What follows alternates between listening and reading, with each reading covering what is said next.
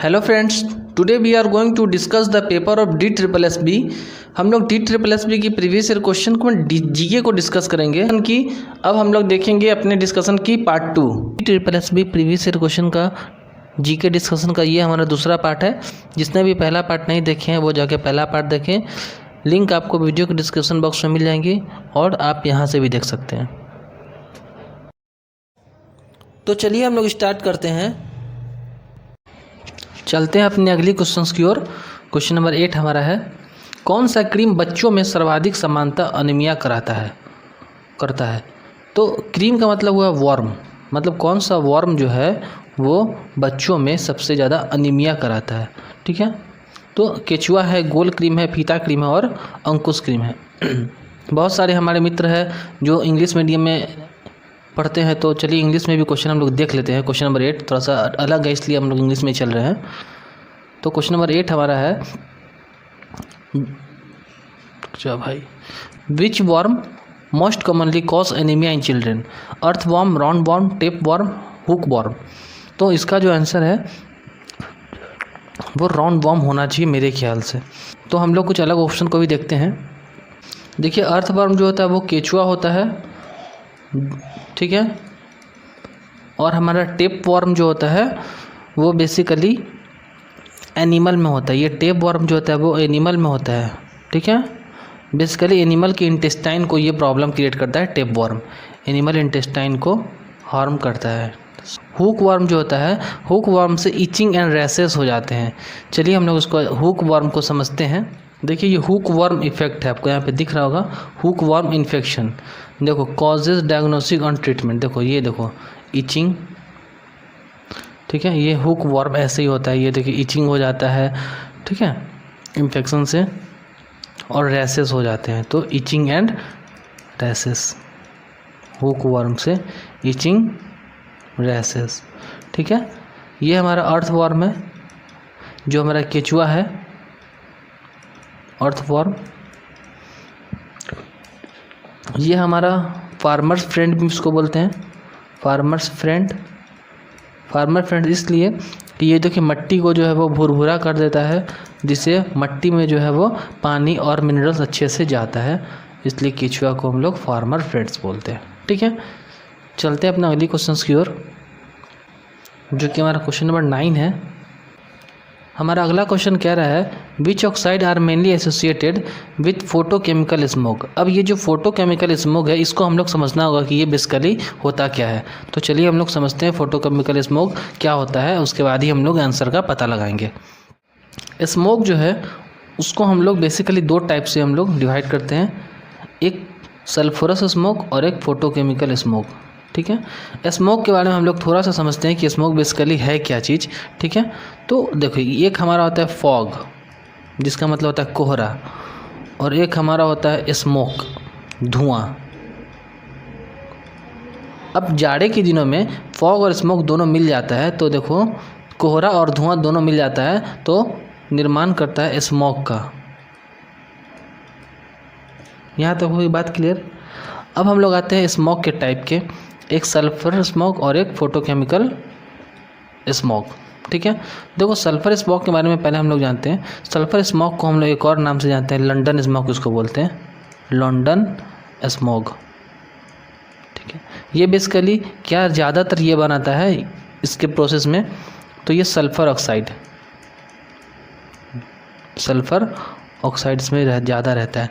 ठीक है, अब मैं इसकी बात कर लूँ फोटोकेमिकल स्मोक की, तो फोटोकेमिकल स्मोक की एक और नाम है जिसको हम लोग बोलते हैं Los Angeles smoke. Yes, Los Angeles smoke. ठीक है, ये बेसिकली क्या होता है, नाइट्रोजन ऑक्साइड, ये नाइट्रोजन ऑक्साइड की यूज़ होती है। मैं यहाँ पे लिख देता हूँ नाइट्रोजन ऑक्साइड। ठीक है, इससे इफ़ेक्ट क्या होता है, इससे इफ़ेक्ट जो बेसिकली क्या होता है, इससे आँखों में जलन होती है, इससे आँख में जलन होती है, इससे आँखों में जलन। ठीक है, और ये जो कलर होता है वो रेडिश ब्राउन होता है। इसका कलर कैसा होता है, रेडिश ब्राउन। आप देख सकते हैं फोटो में।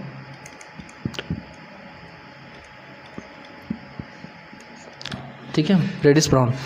हम लोग ने बेसिकली क्या क्या देखा, हम लोग ने बेसिकली देखा सल्फरस स्मोक के बारे में, जिसको हम लोग लंडन स्मोक भी बोलते हैं, और इसमें बेसिकली बनाने में सल्फर ऑक्साइड लगता है ज़्यादा, और फोटोकेमिकल स्मोक को बनाने में क्या लगता है, नाइट्रोजन ऑक्साइड, जिसको हम लोग लॉस एंजलिस स्मोक भी बोलते हैं। इसका जो कलर होता है वो रेडिश ब्राउन होता है, और इसका इफेक्ट क्या आता है, आँखों में जलन।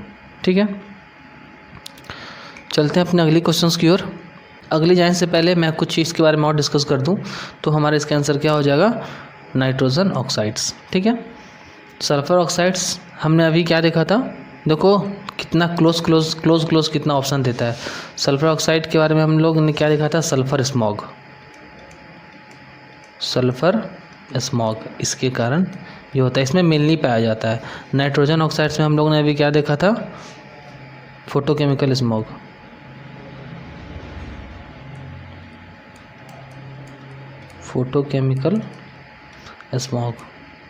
ठीक है, ये देखो कार्बन मोनोऑक्साइड के बारे में हम लोग कुछ जान लेते हैं।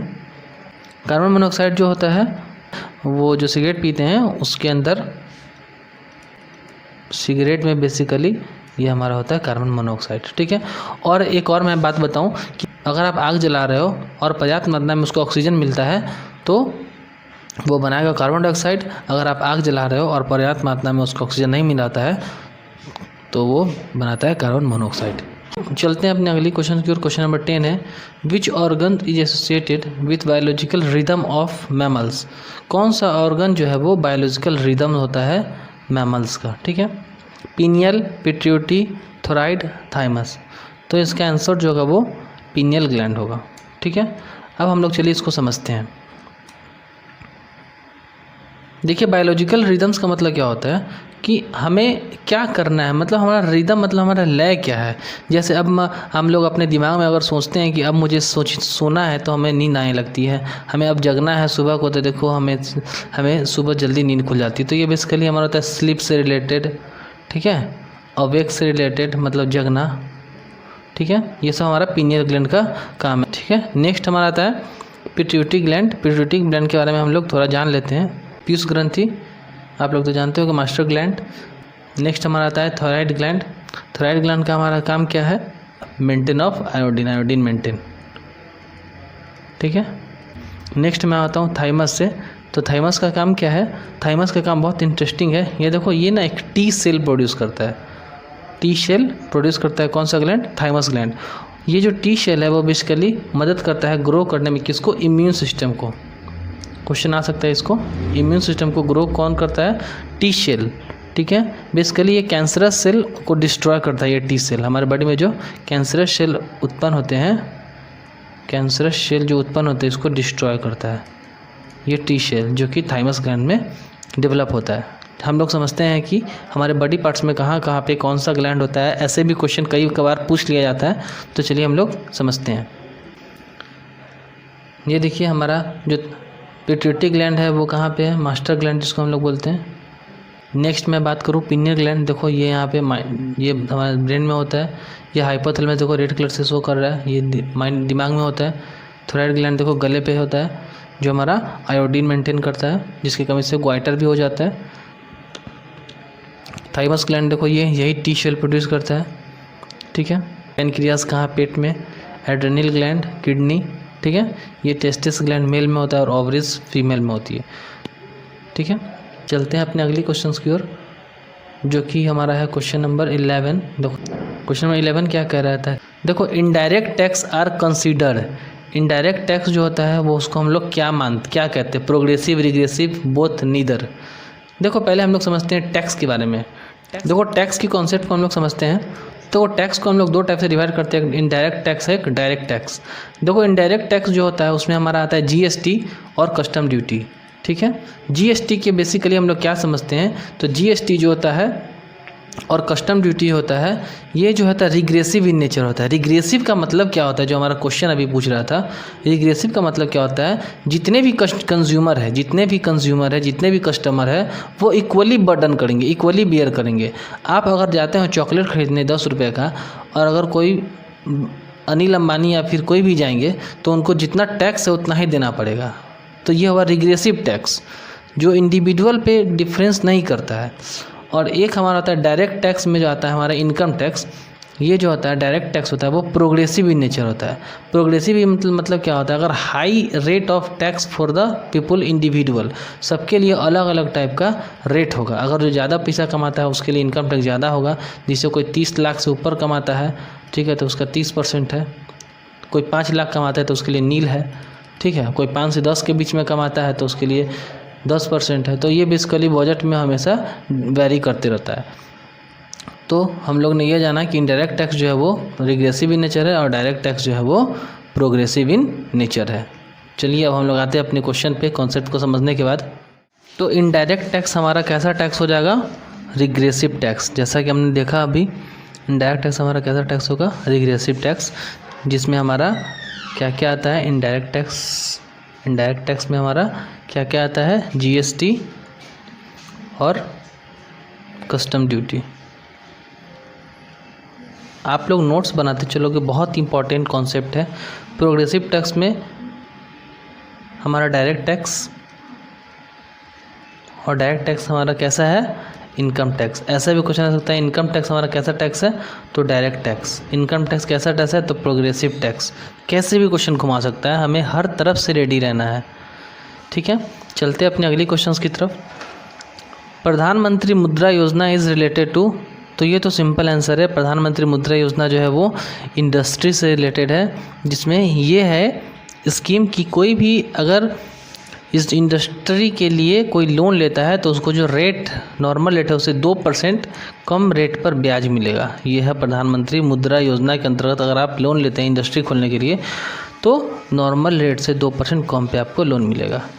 चलते अपने अगली क्वेश्चन की तरफ। क्वेश्चन नंबर 13 है, माइक्रोसॉफ्ट वर्ड में कंट्रोल जेड से क्या होता है। कंट्रोल जेड से हमारा अंडू होता है। अंडू का मतलब क्या होता है, मान लीजिए हम अभी कुछ लिखे और गलत हो गया, हमको उसको मिटाना है, मतलब एक स्टेप पीछे जाना है, तो उसको हम लोग अंडू कहते हैं। तो इसके लिए हम लोग कंट्रोल जेड का यूज करते हैं। चलते हैं अपने अगले क्वेश्चन की तरफ।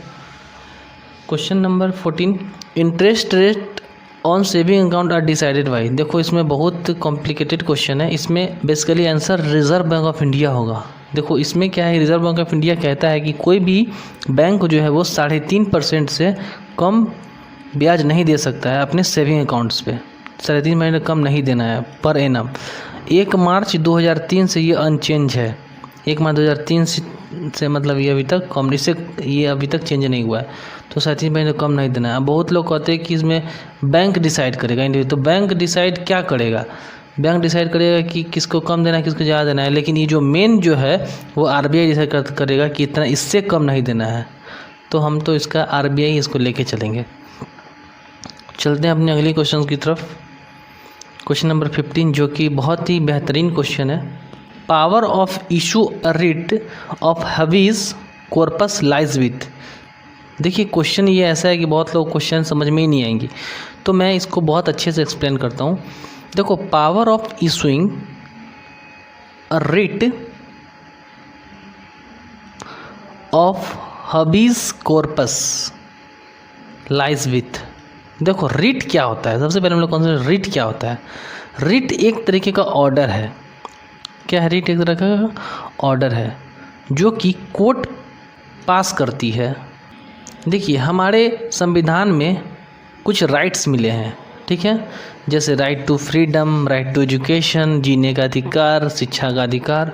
लेकिन अगर इस राइट को कोई हमसे छीनता है तो हमारे कॉन्स्टिट्यूशन में ऐसा भी प्रावधान है कि इसके अगेंस्ट में हम लोग कुछ एक्शन ले सकते हैं।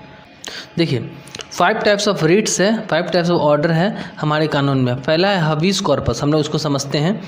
हबीज कॉर्पस बेसिकली क्या होता है कि सिटीजन को आप लिबर्टी को प्रोटेक्ट करता है। ये जो हबीज कॉर्पस है ये किसी भी सिटीजन को लिबर्टी देता है। जैसे आप इसको हम लोग एग्जाम्पल के थ्रू समझ सकते हैं।